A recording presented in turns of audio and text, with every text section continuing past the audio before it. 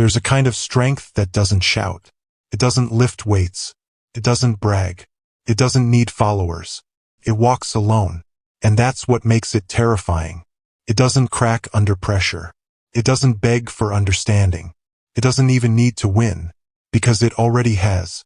It mastered itself. This is not a motivational speech. This is psychological deconstruction. What you're about to learn isn't about becoming a better version of yourself. It's about becoming indestructible, emotionally, mentally, existentially. And we begin with Friedrich Nietzsche, the philosopher of solitude, suffering, and silent transformation. No. The first principle, More Fati, love your fate. Nietzsche didn't believe in comfort. He believed in confrontation, with life, with yourself. When tragedy hits, most people collapse. They ask, why me? What did I do to deserve this? But Nietzsche taught a darker form of strength. Don't just endure pain. Embrace it. Welcome it. Own it. More Fati. The love of one's fate. It sounds poetic, but it's brutal, because when the storm comes, most people hide. You walk into it, not with defiance, with ownership. You stop asking life to be fair. You start asking how you can make yourself more formidable. No excuses. No game plans. Just forward. This is how Nietzsche turned suffering into supremacy. 2. Antifragile identity.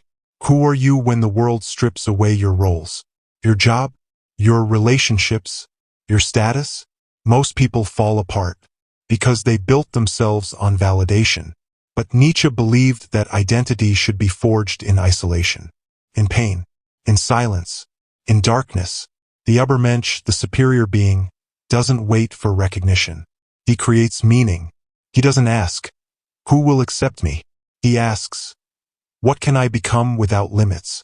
Your identity is not your name. It's not your story. It's your resilience.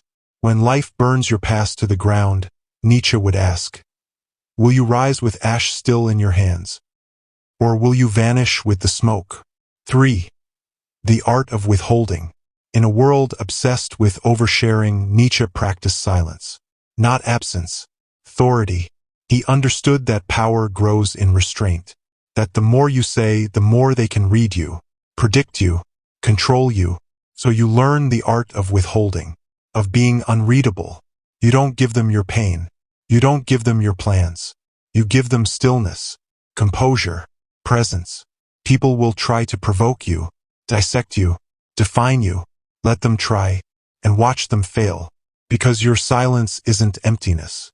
It's a fortress. Nietzsche didn't want followers. He wanted creators. So build your mystery, build your boundary, build your own permission, then vanish and return when you decide. 4.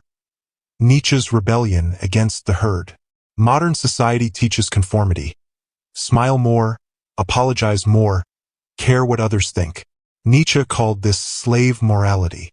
It's the morality of the obedient, the agreeable, the emotionally dependent. But you were not built to follow. You were built to forge, to think so deeply that your presence disrupts norms. Nietzsche believed the strongest minds must walk alone, because only in solitude can you destroy the lies you inherited. From culture, from religion, from family. He didn't just reject the system. He redesigned himself, not to please others, to terrify mediocrity. The world doesn't need another echo. It needs a signal. Be that signal. The will to power. Nietzsche's ultimate idea was simple. Life is not about happiness. It's about power. Not power over others. Power over yourself. Your impulses. Your fears. Your history.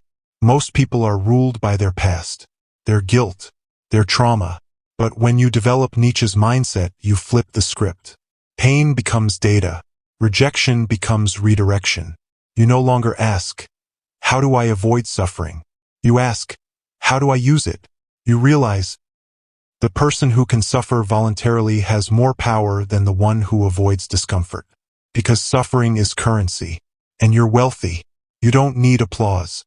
You don't need pity. You need momentum. So you stop explaining yourself. You stop chasing peace. You chase growth. Through fire. Through storms. Through silence. 6. The death of the old you. Transformation isn't a glow-up. It's a funeral. Nietzsche believed that the strongest people kill their former selves, not with hatred but with purpose. Because you can't become the new you while dragging the old one. The lies, the fears, the excuses, you bury them, and in their place you build a fortress, not made of stone, but of conviction. And when the world tries to resurrect your past, you smile, because that version of you is gone. What remains is someone forged, not born. You didn't grow. You chose.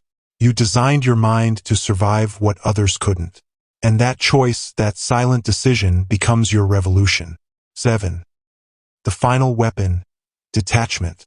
The last piece of Nietzsche's psychology is detachment. Not disinterest. Disobedience to the emotional traps of the world. People will try to shame you into weakness, guilt you into submission, but you don't bend. You observe. You calculate. You move. Detachment is power because it makes you unpredictable. You don't respond the way they want. You don't panic. You don't chase. You vanish. Not to hide. To control the terrain. Nietzsche called this the overman's way, transcendence through strategy, not emotion. You don't love blindly. You don't follow fear. You lead yourself. That's why you're dangerous. Not because you hurt others. Because they can't figure out how to hurt you. Epilogue. Become the quiet force. Nietzsche didn't write to make people feel good. He wrote to wake them up, to shatter illusions, to challenge the default. He believed the rarest kind of human is the one who can walk through fire and smile, not because they enjoyed it, because they built themselves to endure it. This isn't motivation, it's transformation. So from this point forward, don't explain yourself. Don't lower your standards. Don't fear isolation. Design your strength. Because once you master silence, once you can suffer without flinching, once you can walk away without looking back, you're no longer part of the world. You've become the storm it whispers about. This is Nietzsche's gift. Not comfort, but clarity. Not peace, but power. Not applause, but ascension. You are no longer just a person. You are an idea. You are unbreakable.